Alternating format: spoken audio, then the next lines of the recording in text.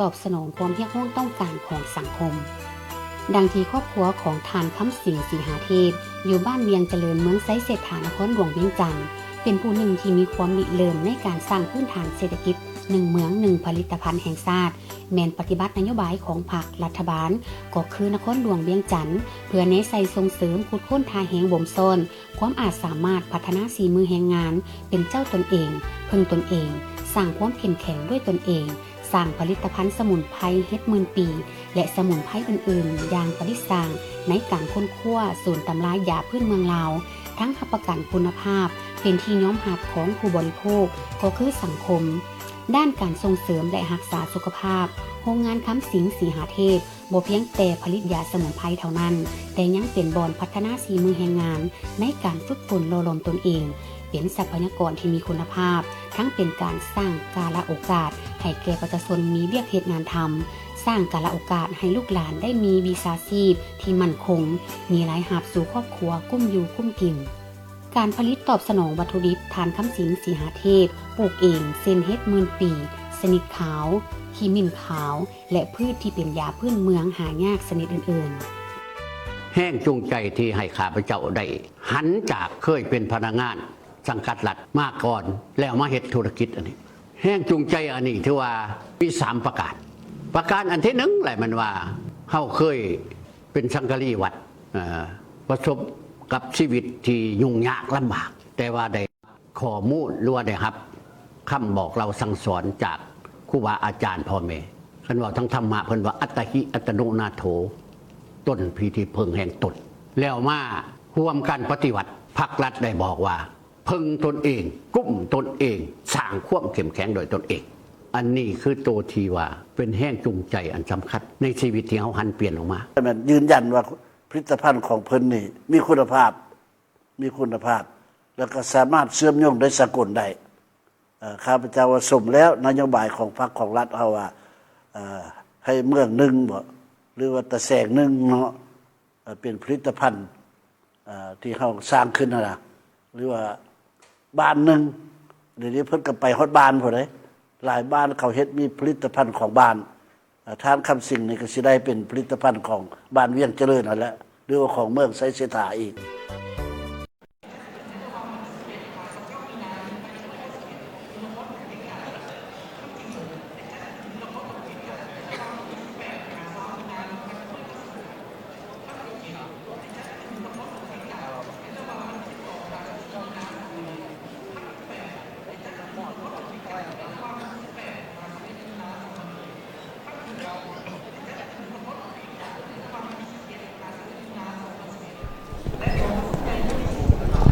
สบายดีท่านผู้ชมที่เคารพ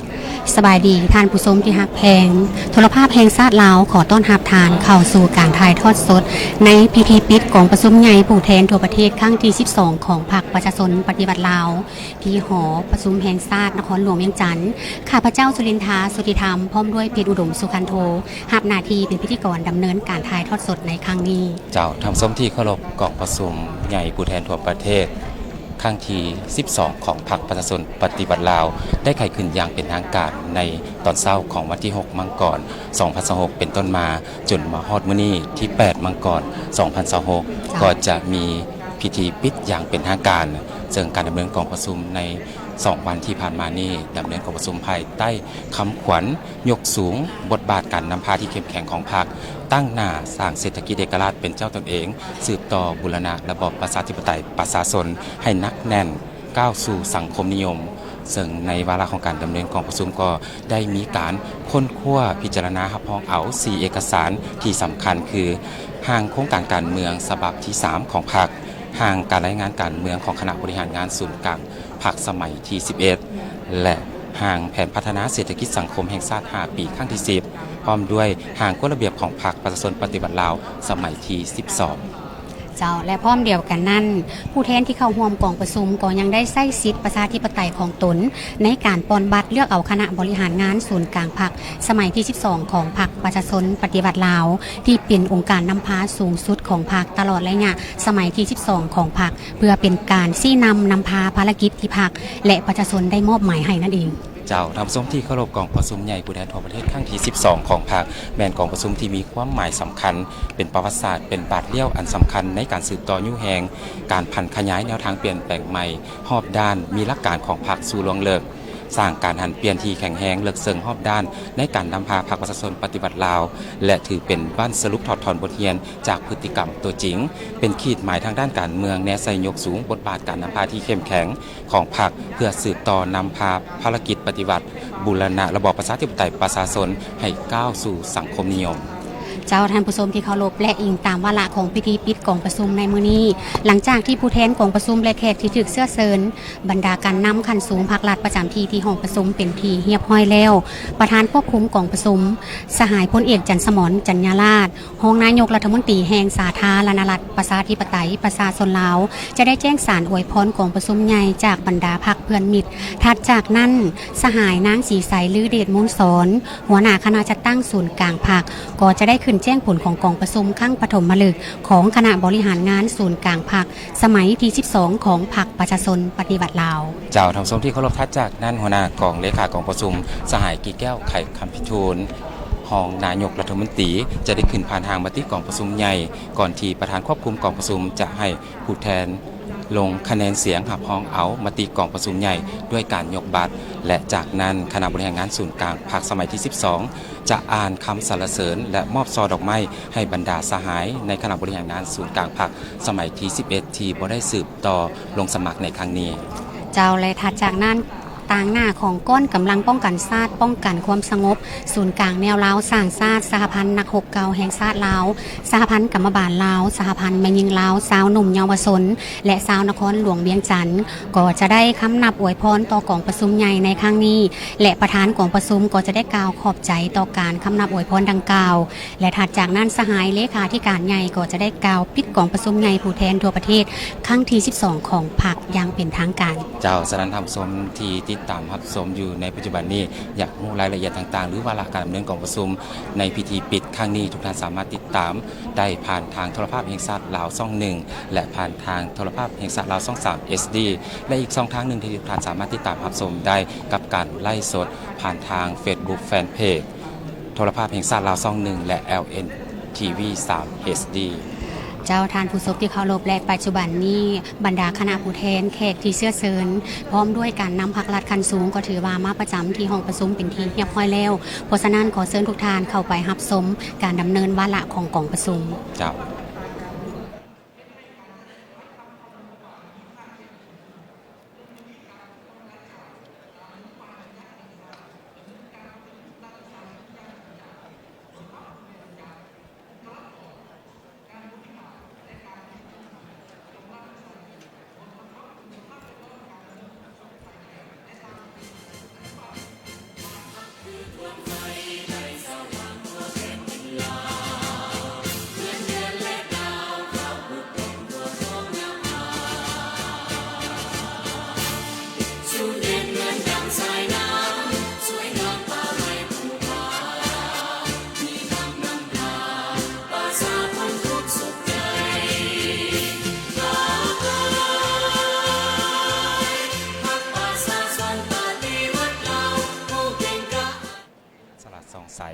ของพรรคประชาชนปฏิบัติลาวโดยเฉพาะก็คือ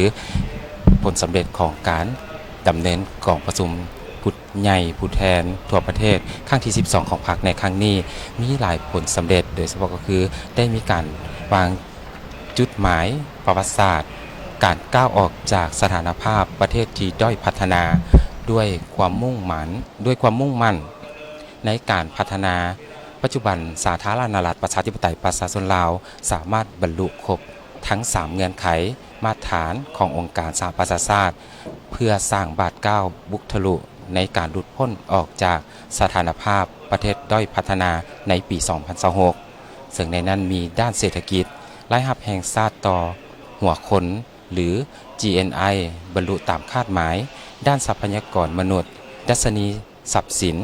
มีท่าเอียงที่ดีขึ้นอย่างต่อเนื่องด้านความเข้มแข็งสร้างขีดความสามารถในการต้านทานต่อความบอบบางทางเศรษฐกิจและสิ่งแวดล้อมยุทธศาสตร์รัฐบาลได้วางยุทธศาสตร์การหันเปลี่ยนที่โรงเรียน เพื่อรับประกันการพัฒนาที่ยืนยงภายหลังการหลุดพ้นจากสถานภาพประเทศด้อยพัฒนาทางด้านวัฒนธรรมสังคมและคุณภาพชีวิตของพรรคและรัฐบาลได้ถือเอาผลประโยชน์ของประชาชนเป็นก๊กซึ่งแสดงออกผ่านตัวเลขตัวจริงการแก้ไขความทุกข์ยากสามารถลดพรอัตราความทุกข์ยาก46ส่วนห้อยในปี 1993 16.8 ส่วนห้อยในปี 2024 สาธารณสุขระบบรับประกันคุณภาพกวมเอา 94.5 ของประชากร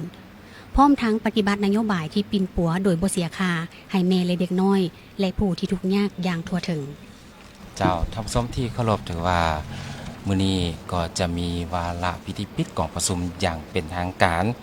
ซึ่งในเมื่อวานนี้อยู่ที่ห้องประชุม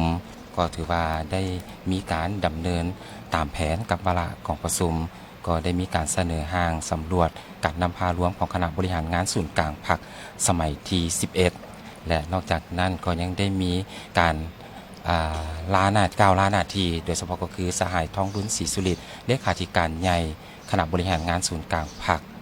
ประชาชนปฏิวัติลาวสมัยที่11ก็ได้มีการขึ้นกล่าวอำลานาทีและจากนั้นสหายนางศรีใสฤเดชมุนสอนต่างหน้าอนุกรรมการกฎระเบียบและบุคลากรได้มีการเสนอเงื่อนไขมาตรฐานของกรรมการคณะบริหารงานศูนย์กลางพรรคสมัยที่12เสนอรายชื่อผู้ลงสมัครรับเลือกตั้งเข้าในคณะบริหารงานศูนย์กลางพรรคสมัยที่12และประกาศแบ่งหน่วยค้นคว้าและแจ้งสถานที่กองประชุมซึ่งในวาระของตอนแรกเมื่อวานนี้สังเกตเห็นได้ว่า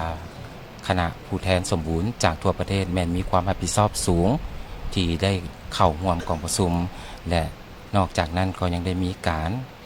ป้อนบัตรเลือกตั้งคณะบริหารงานศูนย์กลางพรรคประชาชนปฏิวัติลาวสมัยที่12ตื่มอีกด้วยส่วนรายละเอียดในการถ่ายทอดสดครั้งนี้ก็คือตามเวลาครั้งนี้พวกเราก็จะได้รับรู้ไปพร้อมๆกันกับบรรดาคณะบริหารงานศูนย์กลางพรรคประชาชนปฏิบัติลาวสมัยที่12พร้อมด้วยบรรดากรมการเมืองศูนย์กลางพรรคจะมีทานใดๆที่ได้ถูกเลือกตั้งด้านในห้องประชุมในปัจจุบันนี้การนำพรรครัฐขั้นสูงอดีตการนำพรรครัฐขั้นสูงก็ถือว่าได้เดินทางเข้ามาสู่ห้องประชุมจากนั้นรอท่าคณะประธานเข้ามาครบจำนวนก็จะเริ่มพิธีหรือว่าวาระปิดกองประชุมอย่างเป็นทางการ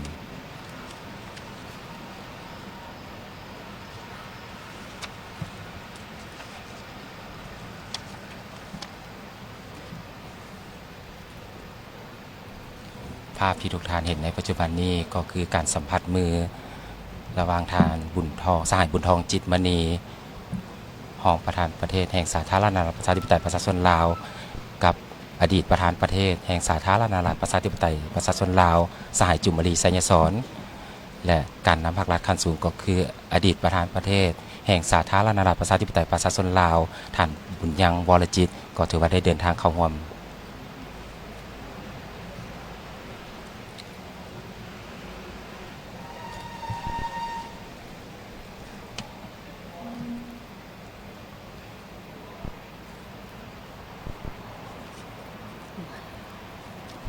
ขอเรียนคณะประธานกองประชุมใหญ่ที่นับถือแขกที่มีเกียรติผู้แทนกองประชุมใหญ่ที่นับถือพวกเราจะเริ่มต้นดำเนินวาระสุดท้ายของกองประชุมใหญ่ของพวกเราในตอนบ่ายของมื้อนี้ต่อไปขอมอบให้ท่านพลเอกจันทร์สมรจันทราชเป็นประธานควบคุมกองประชุมขอเรียนเชิญ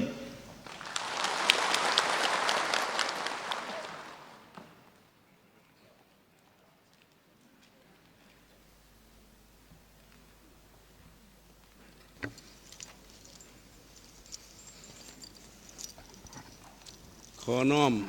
นมัสการพระเถรานุเถระเรียนคณะประธานที่เคารพบรรดาผู้แทนและแขกกองประชุมใหญ่ที่นับถือก่อนเข้าสู่วาระกองประชุมใหญ่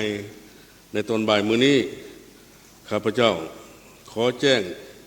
บรรดาสหายผู้แทนกองประชุมและแขกถึงเชิญรับทราบ เกี่ยวกับสารอวยพรของประชุมใหญ่ของพวกเฮาจากบรรดาพรรคคอมมิวนิสต์ภายนอกและบรรดาพรรคกรรมกรในทั่วโลกมาฮอดมื้อนี้พวกเฮาได้เติมอีกมี11ประเทศ11พรรคการเมืองคือ1พรรคคอมมิวนิสต์เม็กซิโก2พรรคเพื่อไทย3พรรคประชาธิปัตย์แห่งราชอาณาจักรไทย4พรรคคอมมิวนิสต์สวิส5พรรคคอมมิวนิสต์อิตาลี6สหภาพประชาชนกาลิเซียแลนด์7พรรคคอมมิวนิสต์ชิเล8องค์การมิตรสหายแห่งสังคมนิยมจีน9องค์การมิตรสหายแห่งอิสระภาพของชาวสวาซี10พรรคคอมมิวนิสต์บราซิล11พรรคคอมมิวนิสต์ศรีลังกาถึงว่าฮอดมื้อนี้นับแต่เริ่มต้นของประชุมมาฮอดปัจจุบันพอได้ครับจดหมายอวยพรหรือว่าหนังสืออวยพรจาก47พรรคบรรดาสายต่อไปพวกเราขอแสดงความสมเสยและขอบใจต่อการอวยพรของบรรดาพรรคดังกล่าวขอสมเสยตบมือ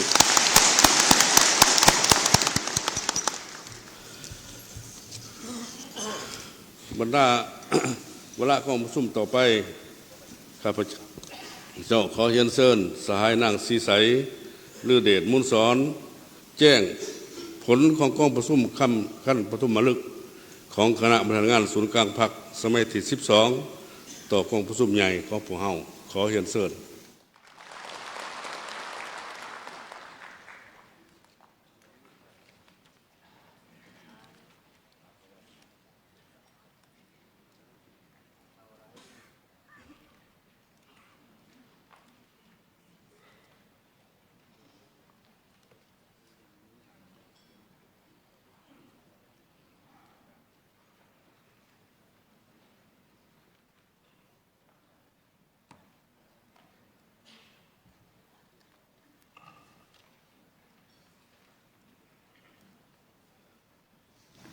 ขอน้อมนมัสการพระเถรานุเถระขอเฮียนคณะประธานกองประชุมใหญ่ที่เคารพและนับถืออย่างสูงเฮียนบรรดาสหายผู้แทนกองประชุมใหญ่บรรดาสหายแขกที่มีเกียรติที่นับถือและหักแพงทั้งหลายปฏิบัติตามการมอบหมายของประธานกองประชุมใหญ่ข้าพเจ้าตั้งหน้าอนุกรรมการกฎระเบียบและบุคลากรกองประชุมใหญ่ครั้งที่12ของพรรคขอแจ้งผลการเลือกตั้งคณะบริหารงานศูนย์กลางพรรคที่ได้รับการเลือกตั้งในกองประชุมใหญ่ผู้แทนทั่วประเทศครั้งที่12ของพรรคประชาธิปไตยปฏิบัติลาวรวมทั้งหมด88สหายยิ่ง13สหายซึ่งประกอบมีรายชื่อดังนี้ 1. กรรมการสมบูรณ์ศูนย์กลางพรรคมี73สหายเพศยิ่ง12สหายคือ 1. สหายทองรุ่นศรีสุริต 2. สหายไสสมพรพรหมวิหาร 3. สหายสอนไสศรีพันดร 4. สหายคำพันธ์พรหมทัต 5. สหายกี้แก้วไผ่คำพิทูล 6. สหายพลเอกวิไลลาคำฟ้อง 7. สหายนางศรีใสลือเดชมุนสอน 8. สหายเฉลิมไส้กรมสิทธิ์ 9. สหายคำพันธ์เผยยวงศ์ 10. สหายอนุภาพตุนาลม 11. สหายทองสลิดมังโนเมฆ 12. สหายนางสุนทรไสยจักร 13. สหายนางเวียงทองศรีพันดร 14. สหายกองแก้วไสสงคราม 15. สหายสอนธนูธรรมวงศ์ 16. สหายวิไลวงศ์บุตรคำ 17. สหายเพชรพรหมพิทักษ์ 18. สหายสันติภาพพรหมวิหาร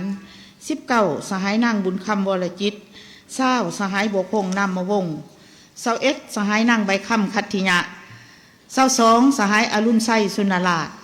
23. สหายนางสวนสวรรค์วิญญาเกต 24. สหายโพไส้ไสยสอน25. สหายเหล่าเปาทรงนาวงไส้26. พลโทคำเลี้ยงอุทะไกรสอน27. สหายบุญโจมอุบลประเสริฐ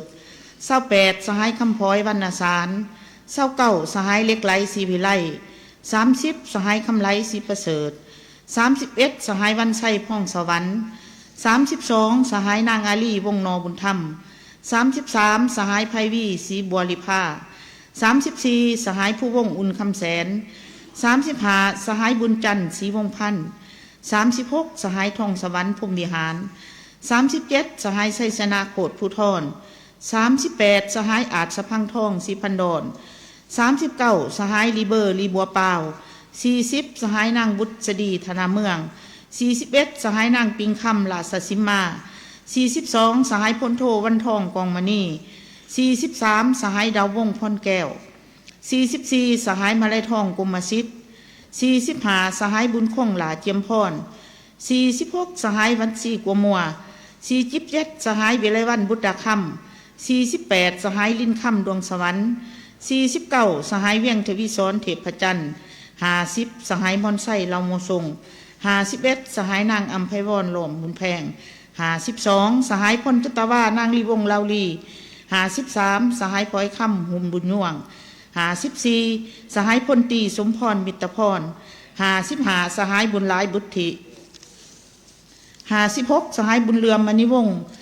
57สหายพลจัตวาเป็นคำบุตรจันเพ่ง58สหายบุญเรือพันดานุวงศ์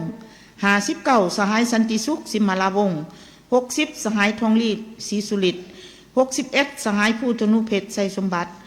62สหายพุทธพันธ์แก้ววงไส้63สหายเพ่งนิรันดร์คำพังเพ่ง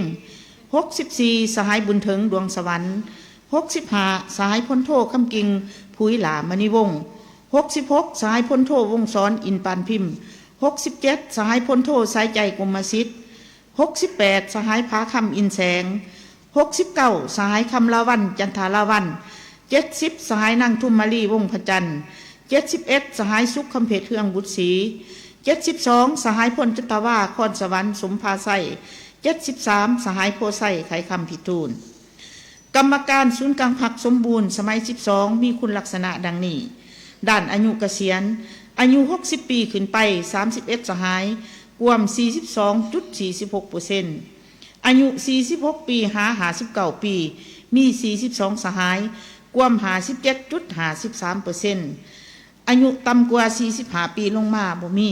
อายุสูงสุด80ปีอายุต่ำสุด46ปีอายุเฉลี่ย59ปี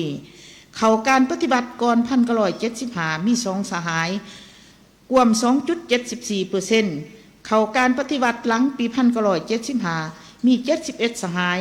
รวม 97.26% เข้าพักก่อนปี1975มี1สหายรวม 1.37% ระดับวิชาเฉพาะจบปริญญาเอกมี24สหายรวม 32.87% ปริญญาโทมี41สหายรวม 56.16% ปริญญาตรี5สหายรวม 6.85% สั้นสูง3สหายรวม 4.1% ระดับทฤษฎีการเมืองขั้นสูงมี73สหายรวม100%กรรมการสำห้องศูนย์กลางพรรคมี15สหายดังมีรายชื่อดังนี้1สหายวรไสเล็งสวัสดิ์2สหายดาวสวรรค์เคยมีไส้3สหายมีไส้พุ่มเข4สหายขม่อนจันทจิต5สหายสุริวัตรสุวรรณจุมคำ6สหายพลจัตวากองสวัสดิ์บุญเลียง7สหายจินดาวงศ์โพสีคำ8สหายพิไลทองจิตมณี9สหายวรรณไส้สัตกุล10สหายพลจัตวาสอนไส้จัญญาลาภ11สหายธนุงไส้ขุดไพฑูรย์12สหายนางมีนาศรีวิไล13สหายบุญทวีสอสุกัน14สหายพลจัตวาสุริไส้พิจิตร15สหายอาคมเดชวงไส้กรรมการสำห้องศูนย์กลางพรรคสมัย12มีคุณลักษณะดังนี้ด้านอายุเกษียณอายุ46ปี50ปีมี10สหายรวม 66.67% อายุต่ำกว่า45ปีลงมามี5สหายรวม 33.33% อายุสูงสุด50ปีอายุต่ำสุด37ปีอายุเฉลี่ย45ปีเข้าการปฏิบัติหลังปี1975ทั้งหมด15สหายระดับวิชาเฉพาะจบปริญญาเอก6สหายรวม 40% ปริญญาโท8สหายรวม 53.33% ปริญญาตรี1สหายรวม 6.67% ระดับทฤษฎีการเมืองขั้นสูง13สหายขั้นต้น1สหายบ่ทันได้ผ่าน1สหาย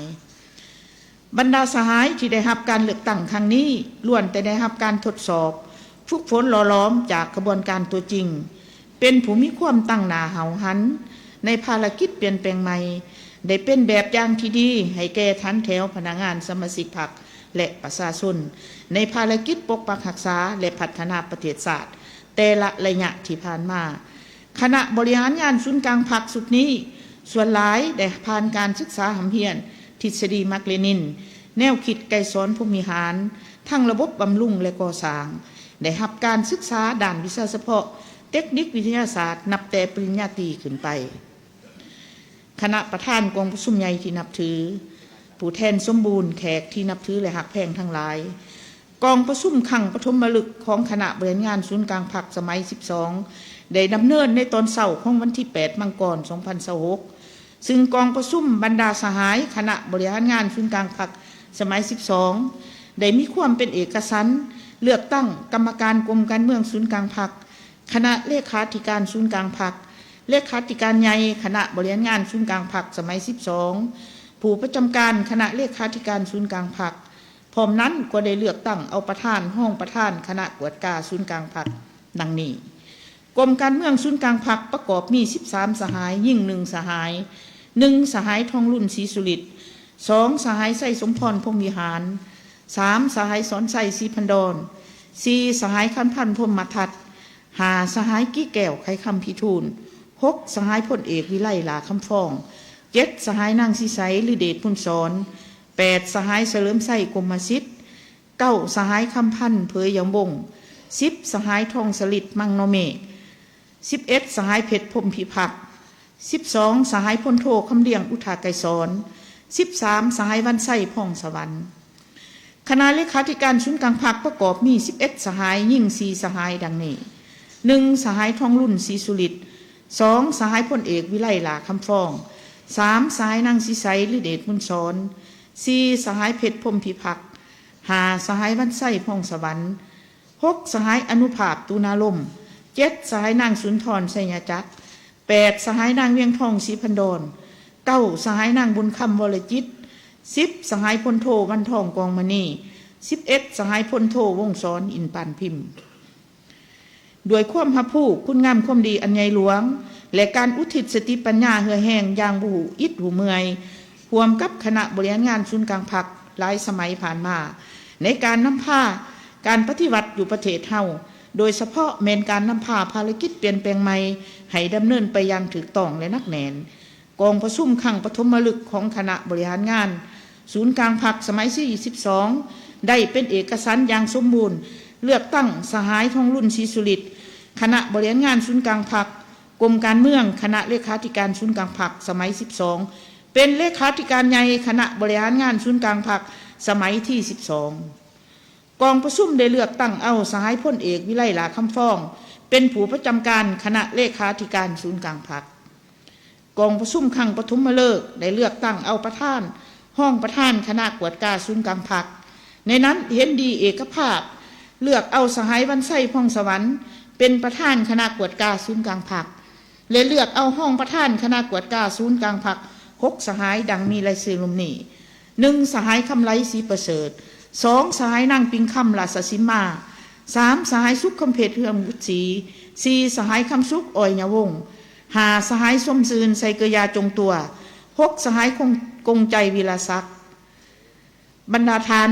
ผู้แทนที่นับถือและหักแพงทั้งหลายการเลือกตั้งเอาการนำสูงสุดของพรรคประชาชนปฏิวัติลาวของพวกเฮาในเทื่อนี้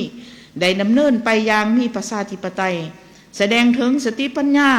และความสามัคคีเป็นเอกภาพที่เป็นมุ่นเสืออันดีงามของพรรคหับประกันลักษณะสืบทอดต่อเนื่องแห่งการนำพาอันนักแน่นของพรรคเฮาด้วยความไว้เนื้อเชื่อใจจากผู้แทนกองประชุมใหญ่บรรดาสหายคณะบริหารงานศูนย์กลางพรรคที่ได้รับการเลือกตั้งจากกองประชุมใหญ่ครั้งนี้จะสมทุกสติปัญญากำลังวังซ่าความสามัคคีเป็นปึกแผ่นเพื่อแบกหาพระลานหน้าที่อันสูงส่งและนักหน่วงที่กองประชุมใหญ่ครั้งนี้มอบหมายให้การรายงานของข้าพเจ้าสิ้นทุดเพียงเท่านี้ขอขอบใจ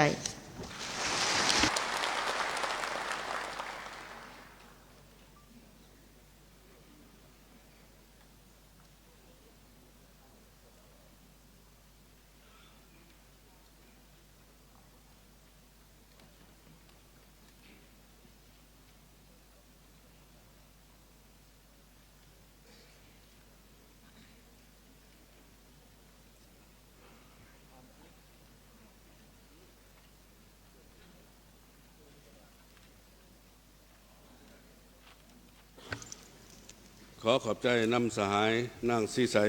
ลือเดชมูลสอนจะได้แจ้งผลของกองประชุมขั้นปฐมฤกษ์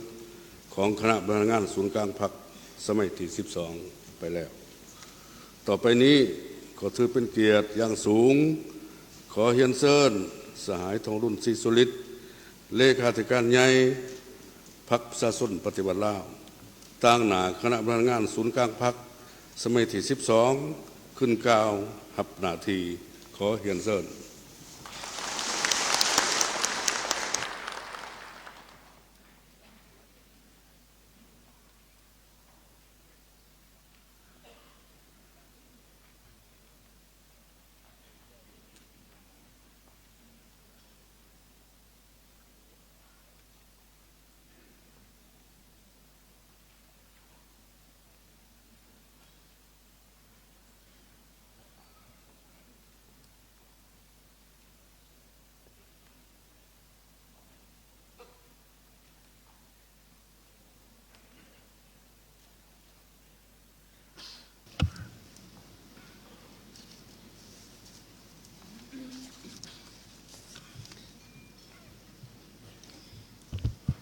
น้อมนมัสการพระเถรานุเถระคณะประธานที่นับถือบรรดาผู้แทนกองประชุมใหญ่แขกที่มีเกียรติกองประชุมใหญ่ของพรรคเฮาได้เลือกตั้งเอาคณะบริหารงานศูนย์กลางพรรคสมัยที่12ในกองประชุมครั้งนี้ครั้งปฐมฤกษ์ของคณะบริหารงานศูนย์กลางพรรคหาก่อสำเร็จลงในตอนเช้าของมื้อนี้ ซึ่ง ได้เลือกตั้งกรรมการกรมการเมืองศูนย์กลางพรรค คณะเลขาธิการศูนย์กลางพรรคเลขาธิการใหญ่คณะบริหารงานศูนย์กลางพรรคผู้ประจำการคณะเลขาธิการศูนย์กลางพรรคพร้อมทั้งเลือกตั้งคณะกวดกาศูนย์กลางพรรคสมัยที่12 เพื่อเฮ็ดหน้าที่ในการสืบต่อนำพาสีนำพันขยายและจัดตั้งปฏิบัติแนวทางการเมืองที่กองประชุมใหญ่ครั้งที่12วางออก ในฐานะเลขาธิการใหญ่ข้าพเจ้าขอตั้งหน้าให้คณะบริหารงานศูนย์กลางพรรคสมัยที่12แสดงความขอบใจเป็นอย่างสูงมายังผู้แทนกองประชุมใหญ่ของพรรคครั้งที่12ซึ่งเป็นตัวแทนของทั่วพรรค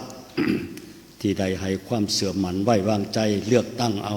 พวกข้าพเจ้าเป็นคณะบริหารงานศูนย์กลางพรรคสุดใหม่ในนั้น ได้เลือกตั้งให้ข้าพเจ้าได้สืบต่อดำรงตำแหน่งเลขาธิการใหญ่คณะบริหารงานศูนย์กลางพรรคอีกสมัยหนึ่ง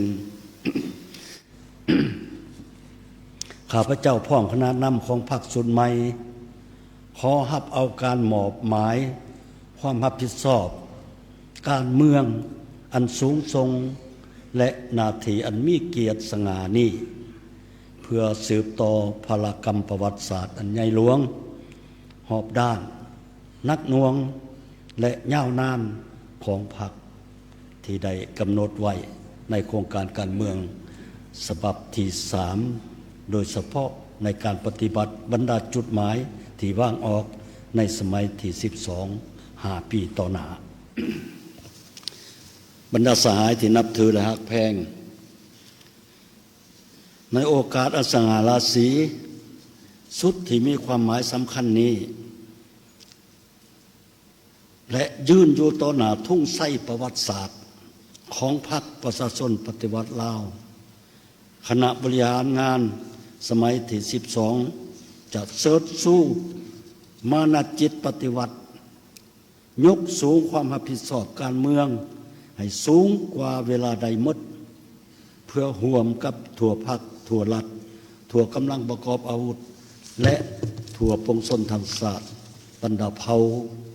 ตั้งหน้าสู่ส้นจัดตั้งปฏิบัติมติของประชุมใหญ่ครั้งนี้ให้บรรลุผลสำเร็จดังจบงาม ข้าพเจ้าขอเรียกร้องมายังสมาชิกพรรคพนักงาน และประชาชนลาวบรรดาเผ่าจงให้การสนับสนุนสู้ช่วยเหลือคณะบริหารงานศูนย์กลางพรรคสมัยที่12เพื่อปฏิบัติหน้าที่ของตนที่ถูกมอบหมายให้มีผลสำเร็จเพื่อการพัฒนาประเทศชาติของเฮาให้เจริญก้าวหน้าอย่างบ่หยุดยั้งขอขอบใจ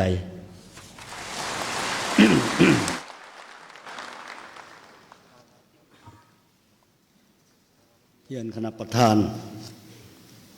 เฮียนกองประชุมใหญ่คณะบรรดาสหายผู้แทนกองประชุมใหญ่บรรดาสหายแขกที่มีเกียรติโดยปฏิบัติกฎระเบียบของพรรคและการตกลงของกรมการเมืองฉบับ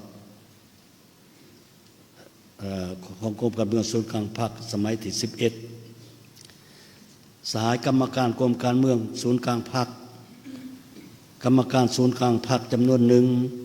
บ่ได้สืบต่อรับสมัครเลือกตั้งเข้าในคณะบริหารงานศูนย์กลางพรรค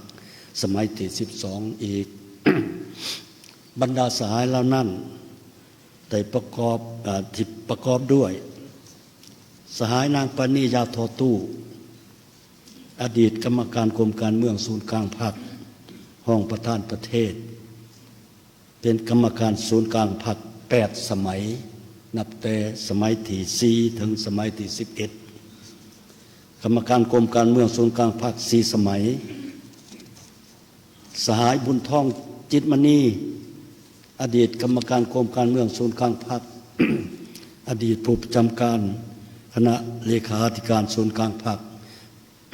ห้องประธานประเทศกรรมการศูนย์กลางพรรค6สมัยแต่สมัยที่6ถึงสมัยที่11 คณะเลขาธิการศูนย์กลางพรรค4สมัยกรรมการกรมการเมืองศูนย์กลางพรรค3สมัยสหายพลเอกจันทร์สมรจัญญาลาภอดีตกรรมการกรมการเมืองศูนย์กลางพรรคอดีตเลขาธิการศูนย์กลางพรรคห้องนายกรัฐมนตรีกรรมการศูนย์กลางพรรค5สมัยแต่สมัยที่7 5สมัยที่11คณะเลขาธิการศูนย์กลางพรรค1สมัยกรรมการกรมการเมืองศูนย์กลางพรรค2สมัยสายศิลวงศ์ขุดไพฑูรย์อดีตกรรมการกรมการเมืองศูนย์กลางพรรคประธานศูนย์กลางในรอสารศาสตร์กรรมการศูนย์กลางพรรค4สมัยกรรมการกรมการเมืองศูนย์กลางพรรค2สมัยนอกนั้นยังมีบรรดาสายกรรมการศูนย์กลางพรรคซึ่งประกอบด้วย สายเจริญเยียเป่าเฮออดีตกรรมการศูนย์กลางพรรคห้องประธานสภาแห่งชาติกรรมการศูนย์กลางพรรค8สมัยแต่สมัยที่4ถึงสมัยที่11สายคำใบดำรัดสายสมมาตรพ้นเสนาสายคำแพงใส่สมแพงสายพลโทสุวรรณเรื่องบุญมี สายคำเจนวงโพสีสายคำพันธ์สิทธิดำพาสายพลโททองลอยศิริวงศ์สายนางอินดาวันแก้วบุญพันธ์สายคำขันจันทวิสุขสายนางเขมมณีพลเสนา สายบ่อเวียงคำดวงดาราสายพงสวรรค์สิทธิวงศ์สายวันไสแพงทุมมาสายสอนไสสิทธิภาไสสายเล็ดไสยพร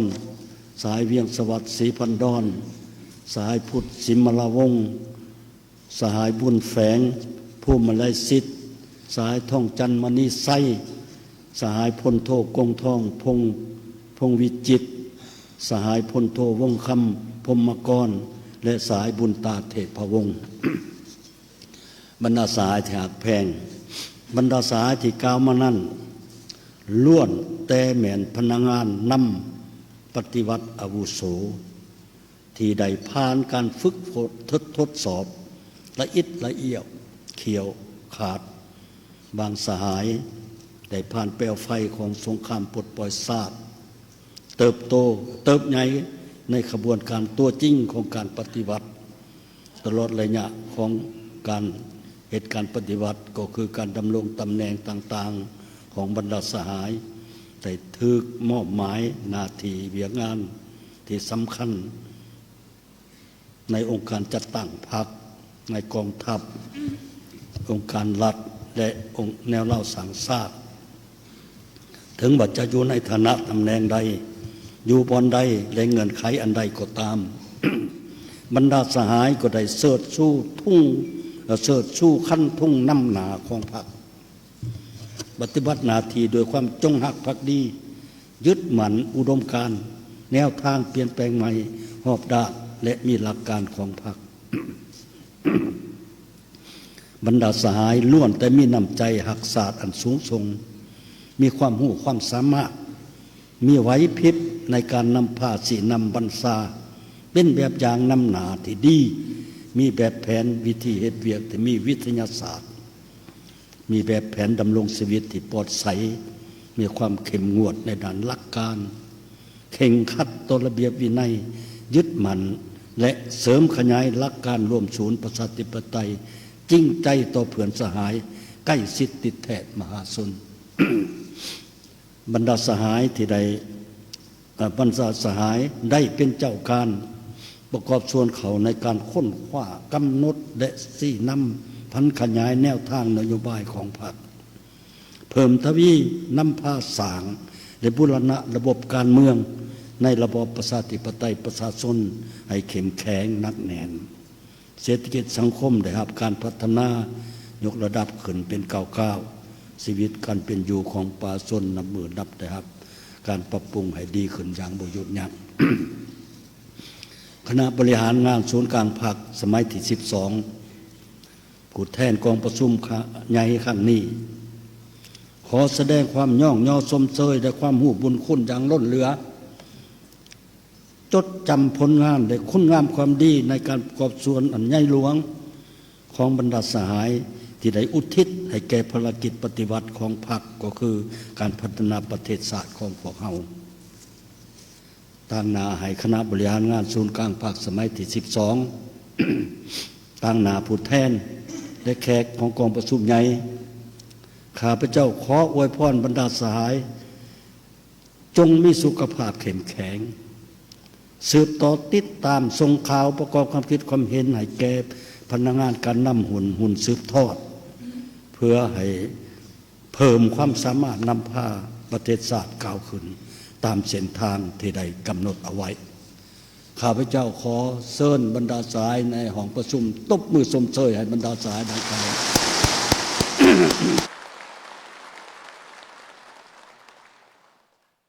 ขอขอบใจ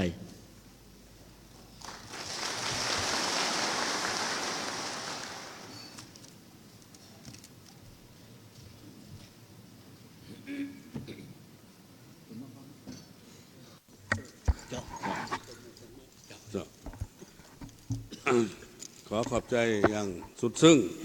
ต่อความคิดเห็นของสหายเลขาธิการใหญ่ของพรรคประชาชนปฏิวัติลาวต่อบรรดาสหายที่บริหับสมัครรับเลือกตั้งเข้าในคณะทำงานศูนย์กลางพรรคสมัยที่12ต่อไปนี้ข้าพเจ้าขออ่านชื่อของบรรดาสหายในจำนวน27สหายขอให้ลงยื่นแถวทางหน้าขึ้นขอโทษขอให้ขึ้นยืนแถวทางหน้า1สายนางปานียาถอตู้2สายบุญท่องจิตมณี3สายพลเอกจันทร์สมรจันยราช4สหายสินละวงศ์คุดไพฑูรย์5สหายเจริญเนียปะเฮอ6สายคำใบดำรัด7สายสมมาตรพ้นเสนา8สายคำแพงใส่ส้มแพง9สหายพลโทสุวรรณเรื่องบุญมี10สหายคำเจนวงโพสี11สายคำพันธ์สิทธิดำพา12สายพลโททองร้อยสิริวงศ์13สายนางอินลาวันแก้วบุญพันธ์14สายคำขันจันทวิสุข15สหายนางเข้มมณีพลเสนา16สายบรรศาสตราจารย์โบเวียงคำวงดารา17สายพงสวรรค์สิทธวงศ์ 18 สายวันไส้แพ่งสุมมา19 สายสอนไส้สิทธิ์พระไส้คอยบรรดาสายคอยทยอยกันขึ้นมาเศร้าสหายเล็ดไสยพรเสาเอ็ดสายเวียงสวัสดิ์4,000 ดอนก็บุฟ้าปันได้ก็ได้คอยย่างตามสบายเศร้า2 สหายห้องศาสตราจารย์ปัญญาเอกพุทธสิมมลาวงศ์เศร้า3 สหายบุญแฝงพุ่มมาลัยสิทธิ์เศร้า4 สหายท่องจันทร์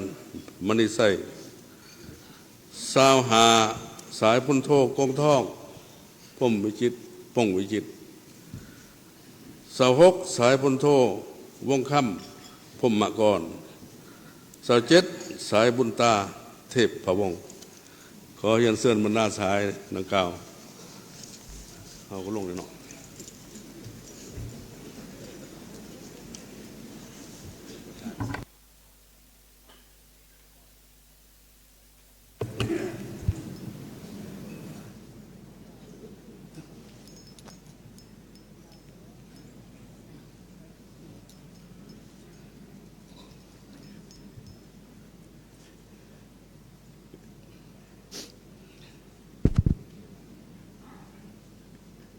กองเลขากองประชุมใหญ่ขออนุญาตเฮียนเชิญสายเลขาธิการใหญ่ทองรุ่นศรีสุริตลงสัมผัสมือและมอบช่อดอกไม้ให้แก่บรรดาสายที่บ่สืบต่อสมัครขอเฮียนเชิญ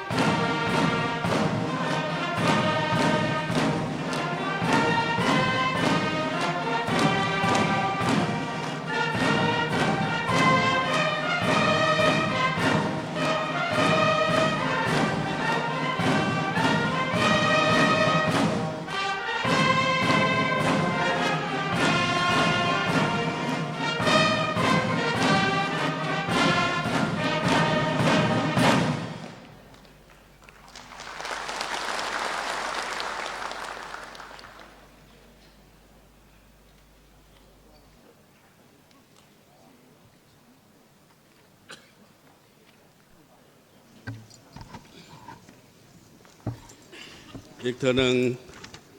ตั้งหน้าบรรดาสหายที่ได้รับการพักผ่อนแล้วก็ได้รับโซดอกไม้อันหอมหวนจากสายเลขาธิการใหญ่พรรคประชาชนปฏิบัติลาวที่ตั้งหน้าบรรดาสหายผู้แทนกองประชุมใหญ่ของพรในเทื่อนี้ต่อไปปฏิบัติตามวาระและระเบียบการของกองประชุม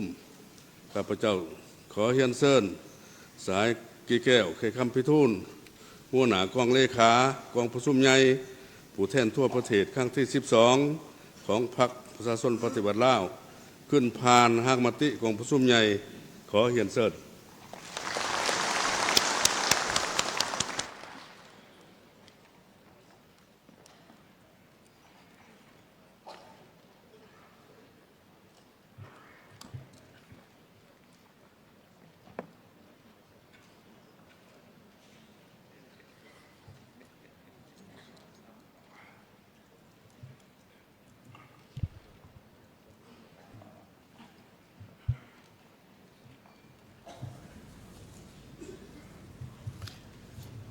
ขอเยี่ยนคณะประธานกองประชุมใหญ่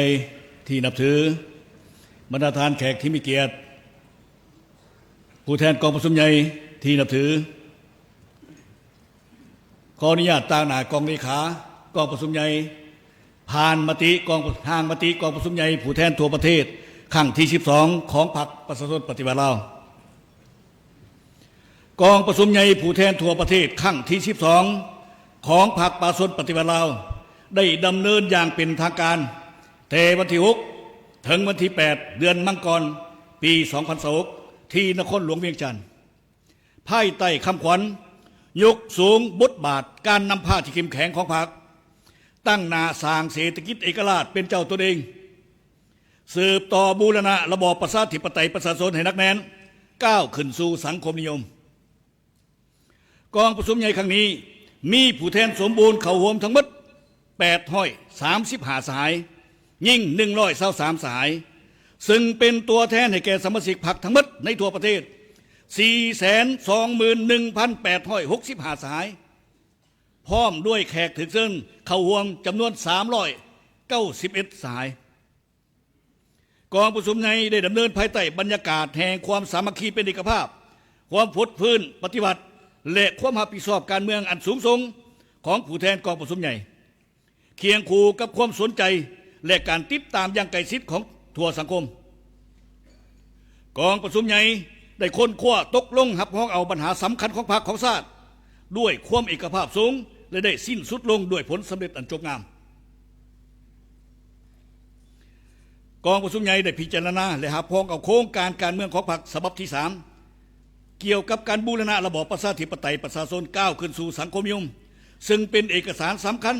แม้นทฤษฎีปฏิบัติของพรรคเป็นทวนไฟเยียงทางให้แก่ทั่วพรรคและทั่วปวงชนในภารกิจปกปักรักษาและพัฒนาประเทศชาติ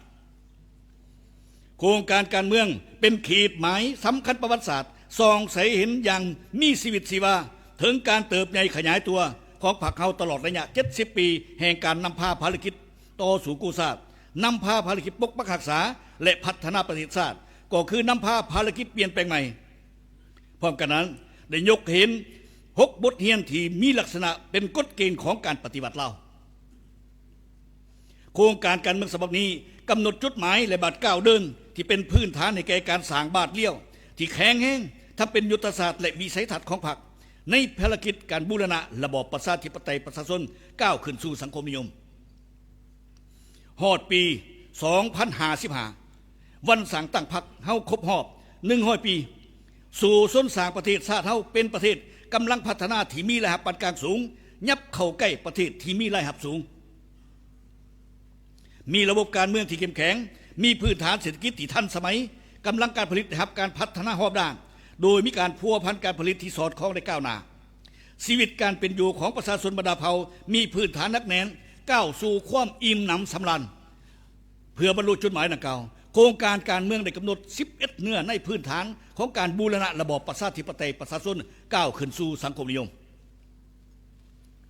2. กองประชุมใหญ่ได้พิจารณาและเป็นเอกภาพสูงหับพ้องเอา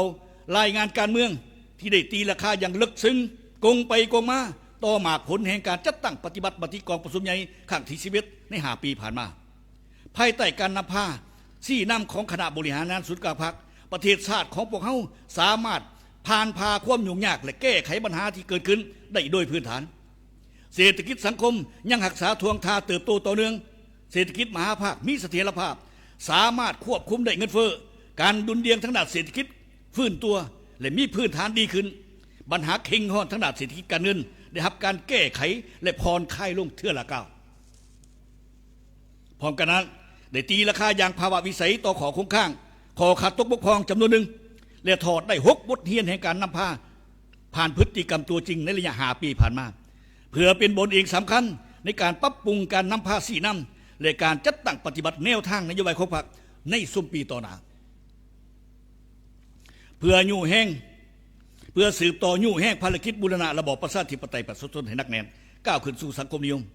กองประชุมใหญ่ได้วางทิศทางเพื่อผันขยายเนื้อในของโครงการการเมืองของพรรคฉบับที่3ให้เป็นระบบต่อเนื่องนักแน่นวางทิศทางระยะแต่ปี2026ฮอด2035สร้างบรรดาปฐมปัจจัยที่ยู่แห้งการบูรณะระบอบประชาธิปไตยประชาชนให้ได้รับการยกระดับขึ้นอย่างนักแน่นมีความสามัคคีทั่วปวงชนหับประกันเสถียรภาพทางการเมืองและความเป็นระเบียบเรียบร้อยในสังคมอำนาจประชาธิปไตยได้รับการปกปักรักษาไว้ได้อย่างมั่นคงพัฒนาเศรษฐกิจสังคมตามทิศสีเขียวยืนยงเศรษฐกิจมหาภาคมีเสถียรภาพสมใส่สร้างเศรษฐกิจเอกราชเป็นเจ้าตัวเองให้เข้มแข็งประเทศชาติหลุดพ้นออกจากสถานภาพประเทศด้อยพัฒนาหับประกันความมั่นคงกองประชุมใหญ่ได้หับพ้องเอา11โครงเขตเวียกงานที่มีความนักแน่นเข้มแข็ง 3. กองประชุมใหญ่ได้แสดงความย่อสมเสยรัฐบาลที่ได้ตั้งหน้าปฏิบัติแผนพัฒนาเศรษฐกิจสังคมแห่งชาติ5 ปีครั้งที่9 2021-2025ญาติได้ผลสำเร็จเป็นอย่างดีพร้อมกันนั้นก็แสดงความเห็นดีเห็นพร้อมและสนับสนุนแผนพัฒนาเศรษฐกิจสังคมแห่งชาติ5 ปีครั้งที่10 2026-2030โดยเฉพาะเมียน6เป้าหมายใหญ่คือ 1. สร้างเศรษฐกิจเอกราชเป็นเจ้าตนเองโดยการนำใส่ท่าแห้งเพื่อให้เศรษฐกิจมีเสถียรภาพขยายตัวต่อเนื่องมีคุณภาพมั่นเที่ยงและยืนยงเนใส่ยู่แห้งการเติบโตเศรษฐกิจให้บรรลุ6 ส่วนห้อยต่อปีขึ้นไป 2. พัฒนาทรัพยากรมนุษย์ให้มีคุณภาพสูงขึ้นสามารถหู้นำใส่เทคโนโลยีที่ทันสมัย 3. ปรับปรุงชีวิตการเป็นอยู่ของประชาชนให้ดีขึ้นตัวเมืองและชนบทนะครับการพัฒนาอย่างสมคูและแก้ไขความยุ่งยากของประชาชนให้ลดลงเทื่อละก้าว 4. ปกปักรักษาทรัพยากรธรรมชาติสิ่งแวดล้อมให้มีความยืนยงและสามารถเกี่ยมพร้อมรับมือกับการเปลี่ยนแปลงของดินฟ้าอากาศและภัยพิบัติต่างๆการเสื่อมโยงเสื่อมจอดภาคพืชและสากลอย่างกว้างขวางมีประสิทธิผล 6. พัฒนาการคุ้มครองบริหารรัฐให้มีประสิทธิภาพการเมืองมีเสถียรภาพสังคมมีความสงบเป็นระเบียบเรียบร้อยยุติธรรมและศรีวิไล4. ใหญ่กองประชุมใหญ่ได้รับพ้องเอากฎระเบียบพรรคประชาชนปฏิวัติลาวฉบับปรับปรุงเพื่อให้สอดคล้องรับพ้องกับการจัดตั้งปฏิบัติแนวทางการเมืองรับประกันความสามัคคีเป็นเอกภาพในทั่วพรรคยู่แห่งเวียกงานก่อสร้างพรรคเฮ็ดให้พรรคเฮามีความปลอดใสเข้มแข็งนักแน่นยกสูงความสามารถนำพาและบทบาทที่เข้มแข็งปกปักรักษาหมากผลของการปฏิบัติไว้ให้มั่นคงพัฒนาขึ้นสู่คุณภาพใหม่กองประชุมใหญ่ได้พิจารณารับพ้องเอาบทสำรวจการนำพาร่วมของคณะบริหารงานศูนย์กลางพรรคสมัยที่11ซึ่งได้ตีราคาต่อความบากบั่นพยายามความเป็นเจ้าการประดิษฐ์สางในการเสริมขยายมูลเสื้อและบทเรียนของพรรคในการเพิ่มทวีความสามัคคีเป็นเอกภาพสูงภายในพรรคเสิร์ชสู้ความรับผิดชอบต่อประเทศชาติและประชาชนตัดสินใจสู่ส่วนผ่านพาความยุ่งยากที่ประเสริฐอยู่อย่างเด็ดเดียวสามารถนำพาสี่นำบนจิตใจสร้างการหันเปลี่ยนแข็งแห้งลึกซึ้งและหอบด้านที่กองประชุมใหญ่ครั้งที่11บางออกได้เป็นอย่างดีกองประชุมใหญ่เล็งท่วงให้คณะบริหารงานศูนย์กลางพรรคสมัย12จงได้ออกแห้งเพื่อเสริมขยายจุดดีอย่างแข็งแห้งพร้อมทั้งว่างมาตรการเด็ดเดียวจำกัดแก้ไขข้อขัดตกบกพร่องและข้อโค้งข้างที่ผ่านมาอย่างจริงจังยกสูงความสามารถนำพา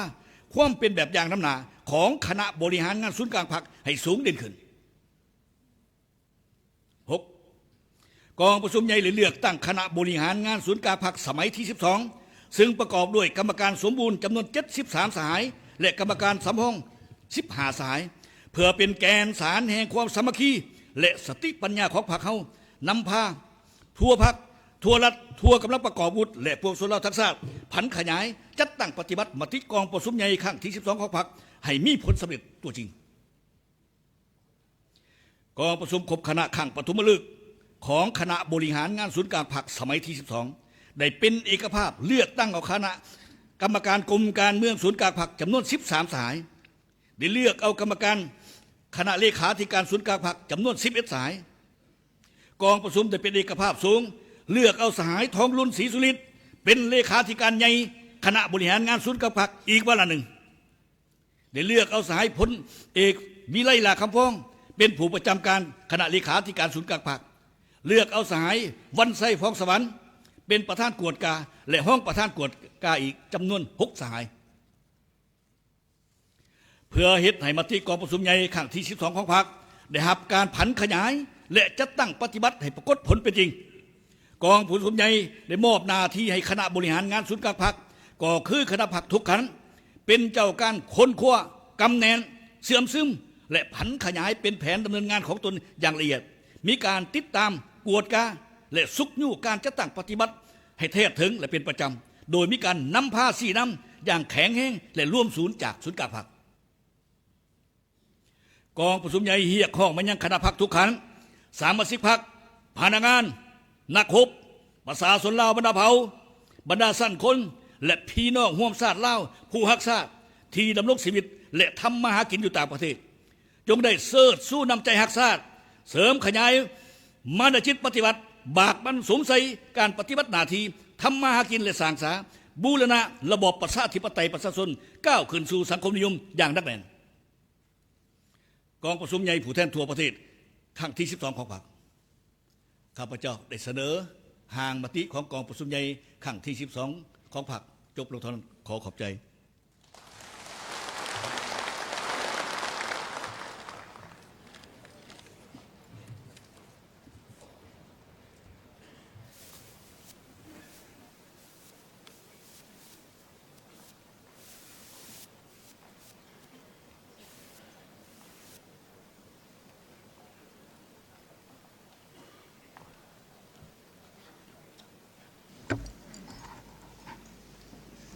ขอแสดงความขอบใจ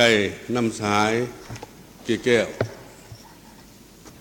ไขคำพิทูลที่ได้ผ่านเกี่ยวกับมติของกองประชุมต่อไปขอเสนอผู้แทนกองประชุมกะเกียมลงบัต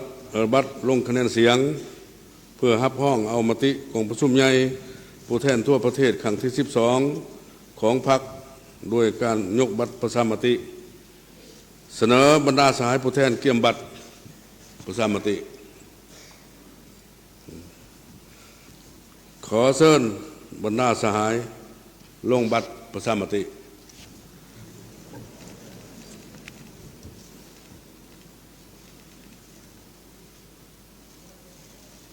ได้ขอขอบใจ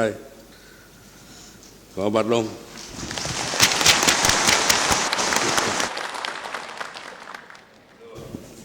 ได้รับการเห็นนี่เห็นสอบเห็นพร้อม100%ในเนื้อในทั้งหมดของกองประชุมครอบครัวเฮานี้เท่านี้ถือว่าบ่มีบัตรบ่มีผู้ที่บ่ยกบัตรผ่านการ ลงประชามติเห็นว่าผู้แทนของประชุมใหญ่ได้เห็นดีเห็นพร้อมและมีความเป็นเอกภาพได้รับห้องเอามติของประชุมใหญ่ผู้แทนทั่วประเทศครั้งที่12ของพรรคอย่างเป็นเอกสารอีกเท่านึงขอเชิญชวนบรรดาสหายตบมือสมเสย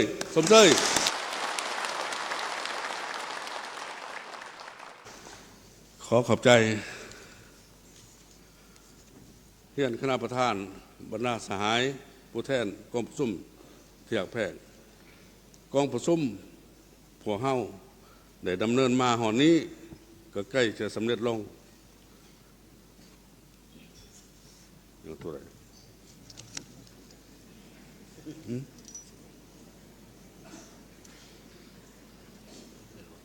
แม่นเลยไหน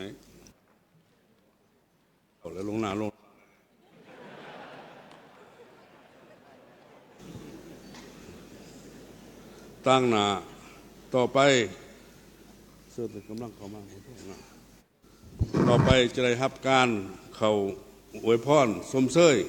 ผลสำเร็จของกองประชุมด้วยบรรดากำลังต่างๆมีกำลังป้องกันศาสตร์ป้องกันความสงบก่อนมุ่นส้นตั้งหนาในเล่าสร้างชาติก่อนสาพันธ์หลังลบเก่าก่อนสาพันธ์ไม่ยิ่งก่อนสาพันธ์กรรมบาลลาวและสาวนุ่มเยาวชนและสุดท้ายเมื่อก่อนกำลังของสาวนครหลวงเวียงจันทร์จะเข้าสู่ห้องประชุมของพวกเฮาเพื่อกำนับสมเสยและอวยพรผลสำเร็จของกองประชุมของพรเทอนี้ขอเรียนเชิญ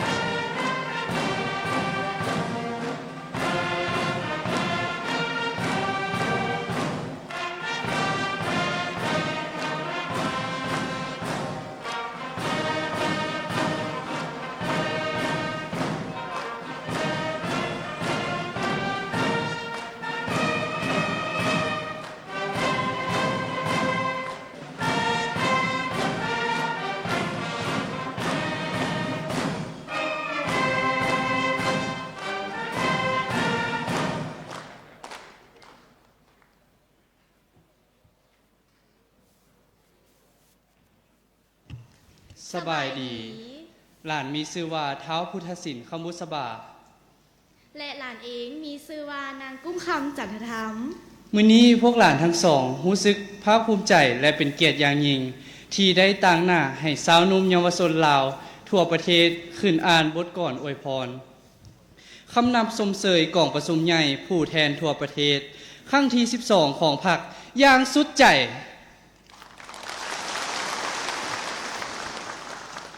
มือนี้ใต้ท้องฟ้าสว่างแจ้ง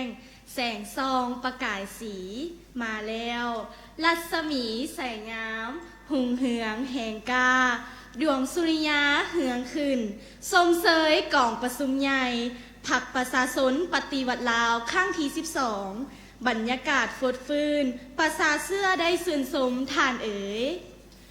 ปุ่นเปียบดวงดอกไม้และดูบานใหม่ได้มาถึง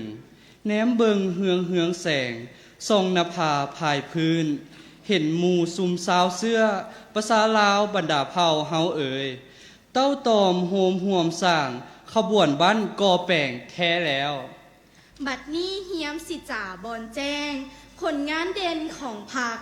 วางแนวทางนำพาคาดคะเนหมายไว้ว่าวบอลมันใส่แจ้ง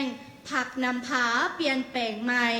ไขประตูเปิดกว้างเมืองลาวได้หุงเหืองแท้หนาพรรคสลาดปาดเปลืองการเมืองใหม่ทันสมัยหันกลไกตามยุคเปลี่ยนแปลงไขกว้างกำนโยบายพร้อมวิธีการที่ใส่ซองด้วยแนวทางที่ถูกต้องชื่อเสียงลาวประกาศกองสากลย่องพองนิยมทานเอ๋ยพรรคประชาชนปฏิวัติลาวบรรลุได้ผลงานใหญ่หลายประการบทบาทการนำพาของพรรคได้หุงแหงแสงกล้าปวงประชาชนได้เป็นเจ้าคือปัจจัยกำลังใหญ่พรรคนำพาก้าวไปเป็นใจเดียวพำพร้อมแป่งบ้านให้หุงเหืองทานเอ๋ยพรรคกำหนดบอนเบืองซีซองแนวทางแจ้งคักดีป่านหยังบอนดึงเดินไปหน้าพรรคว่าสืบต่อนำพาสร้างสังคมนิยมบ่แปรเปลี่ยนมีมติเขียนบ่งไว้ใส่แจ้งบ่เสียงอ่ำท่านเอ๋ยกับมติให้แน่นบทบาทพรรคนำพา พรรคประชาชนปฏิวัติลาวเสิร์ชสู่ให้สูงพ้นบนหลักการนำหน้าพรรคนำพาเปลี่ยนแปลงใหม่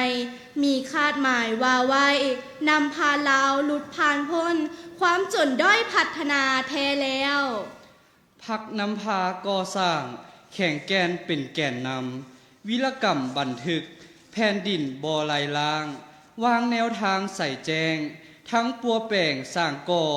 พรรคจัดตั้งนำพาไสสนะหอบดานเมืองบ้านพัฒนาแท้แล้ว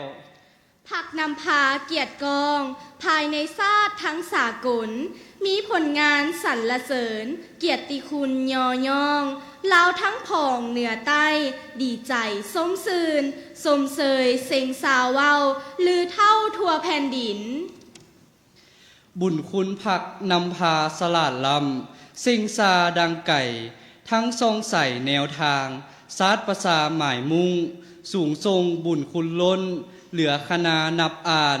ผ่านเส้นทางยาวยิ่งเยินเดินก้าวสู่สมัยทานเอ่ยมื้อนี้ขออวยพรไซบอนบ้านกองประชุมใหญ่ของพรรค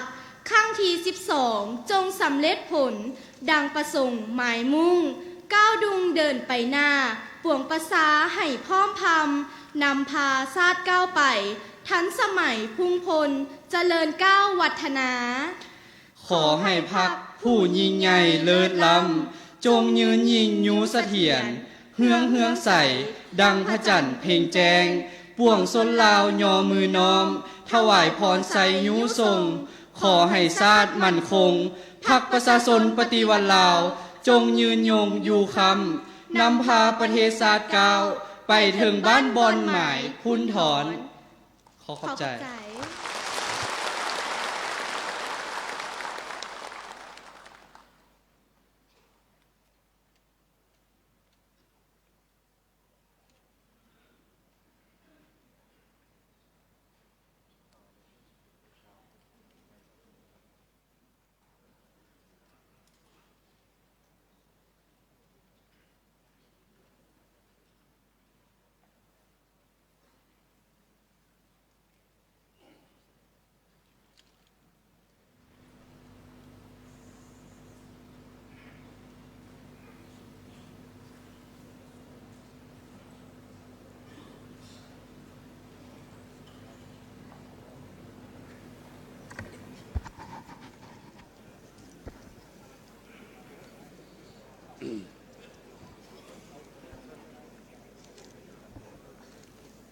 ตั้งหน้าคณะประธานก็คือผู้แทนกองประชุมขอแสดงความขอบอกขอบใจอย่างสุดซึ้งมาอย่างก่อนกำลังและตั้งหน้าจากกำลังป้องกันชาติป้องกันความสงบก่อนมุ่นส้นตั้งหน้าแนวล่าสร้างชาติสหพันธ์นักรบเก่าสหพันธ์แม่ยิ่งสหพันธ์กรรมบาลลาวสาวนุ่มสาสนปฏิบัติลาวและเยาวชนและสาวนครหลวงเวียงจันทร์ที่ได้นำเอามิตรจิตมิตรใจแห่งความเชื่อมั่นต่อกองประชุมใหญ่ของพรรคของพวกเราในเทื่อนี้ที่ได้เข้ามาคำนับอวยพรผลสำเร็จกองประชุมใหญ่ขออวยพรให้บรรดาสหายจงมีสุขภาพเข้มแข็งสืบต่อเป็นกำลังแห้งสังร่วมของพรรคเพื่อผมกันจะตั้งปฏิบัติ2 นายุทธศาสตร์2 นาทียุทธศาสตร์ของพรรคให้นับมือเติบใหญ่ขยายตัวเข้มแข็งขึ้นเรื่อยๆพวกเราขอแสดงความขอบใจและขอสมเสยอีกเท่านึงขอสมเสย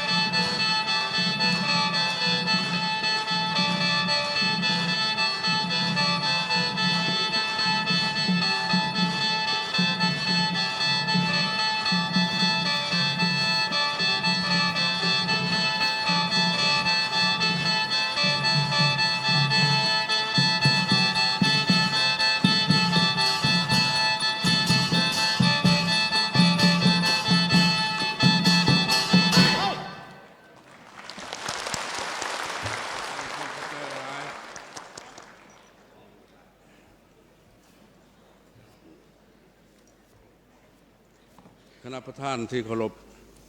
บรรดาสหายผู้แทนกองประชุมที่นับถือต่อไปนี้ขอถือเป็นเกียรติอย่างสูงขอเฮียนเซินสหายทองรุ่นศรีสุริตเลขาธิการใหญ่คณะบริหารพรรคประชาชนปฏิวัติลาวกล่าวปิดกองประชุมใหญ่ผู้แทนทั่วประเทศครั้งที่12ของพรรคอย่างเป็นทางการและมอบให้คณะจะตั้งพิธีสืบต่อดำเนินต่อไปขอเฮียนเซิน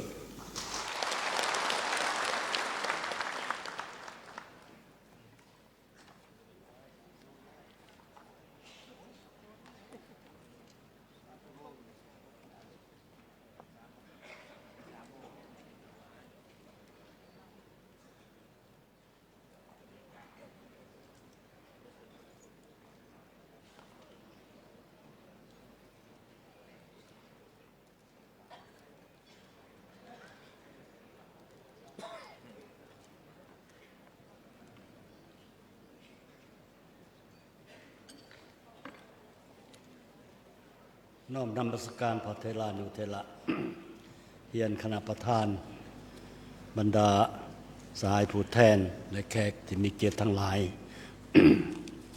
นับแต่วันที่6มังกร2026เป็นต้นมาทั่วภาคทั่วรัฐทั่วกำลังประกอบอาวุธและทั่วปวงชนลาว มีความปิติยินดีและมวลซืนหันหน้าเข้าสู่กองประชุมใหญ่และพร้อมกันติดตามทางจดจ่อต่อการดำเนินกองประชุมใหญ่ผู้แทนทั่วประเทศครั้งที่12ของพรรคประชาชนปฏิวัติลาวซึ่งแม่นเหตุการณ์การเมืองสำคัญอีกบั้นหนึ่ง